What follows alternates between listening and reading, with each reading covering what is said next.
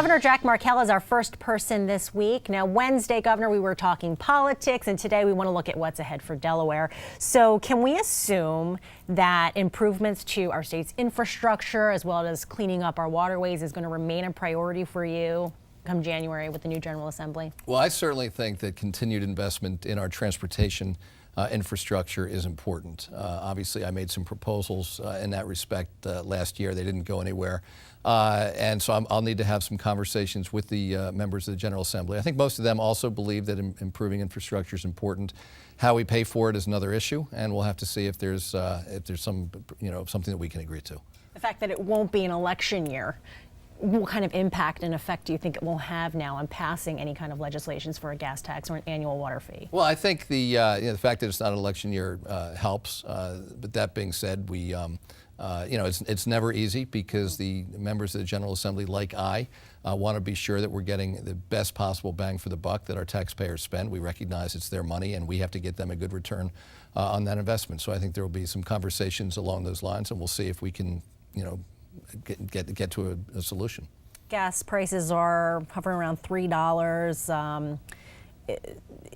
If gas prices this time last year or last year when you were trying to pass gas tax were about what they are now, do you think you would have had an easier time? I don't know. I mean, I think, it was clear the members of the General Assembly were very concerned, and I think rightfully so. I welcome, their concern because I share it anytime that we're asking anybody to pay more for anything.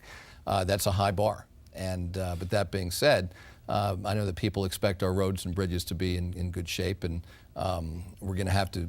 It's going to have to be solved at some point. It would be nice if we could solve it now, but that'll really depend upon whether or not the members of the General Assembly and our administration can come to terms on something. You have 2 years left. I mean, has that sunken in yet? Yes and no. I mean, I think I wake up every day really enthusiastic about the job that I do, and I think one of the things that's just very clear to me is, we only have a couple years left, and so there's still a lot that we want to do. We've got a great team in my cabinet, in the governor's office. We have a lot of great folks in the General Assembly, and so I'm just looking forward to working with all of them to make as much progress as we can on the economy, on education, on our health care, infrastructure, the environment. We have a number of issues that are really important. Any specific legislation that you'd like to see the General Assembly tackle once they're all sworn in January? I've mentioned a number of times the need to continue to improve some of the things we do around criminal justice. We incarcerate more people in Delaware than the national average in a country that incarcerates more than the world average, and it doesn't really keep us safer. So we made some progress last year. I expect to continue to focus there. I think we need to focus on reforming our substance abuse treatment and addictions issues, because a lot of people suffer from that as well. But we'll continue to focus, very largely on the key issue of the economy, jobs, education, workforce training, and the like. Do you see death penalty coming up again? I don't know. It's something that we'll have to see. Last year it passed the Senate, did not pass the House. If it does come back up, it's certainly a conversation I'd be more than willing to have. The economy, obviously one of your priorities, as you mentioned.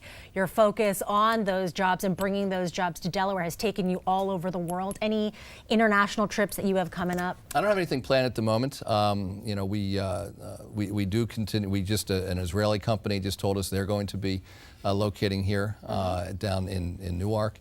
The good news is we've definitely made progress. Our job growth has exceeded the national average for just about 2 years, every month for about 2 years. In fact, over the last year, our job growth has been amongst the fastest in the whole country. I think only Florida on the East Coast has been faster. So we're moving in the right direction.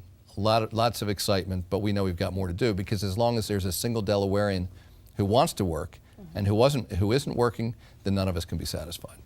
Can we talk about the new detox center that's coming to downstate Delaware?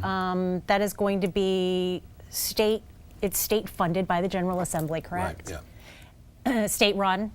Well, I think that is all to be worked out. I mean, oftentimes we work with contractors. I think that, the bottom line here is we've heard loud and clear, and this is an issue that I've focused on for a while now. My wife, Carla, has had an important part of this conversation just because of her knowledge of the field as well. We've heard from a number of legislators about the importance that they place on it, and for that matter, we hear from members of the public. There are so many people in Delaware, there are so many people in the country who are dealing with addictions issues. And you know, we talk a lot about addictions being a disease, and it is. And if that's true, we need to treat it like the disease that it is and make sure that people have the treatment options available. And the fact is we just haven't had the sufficient options. It's something we're going to have to continue to work on. I know there's been a lot of positive feedback, though, from that news. Governor Jack Markell, thank you so much. We thank you again for your time, and we will be watching and reporting on your efforts.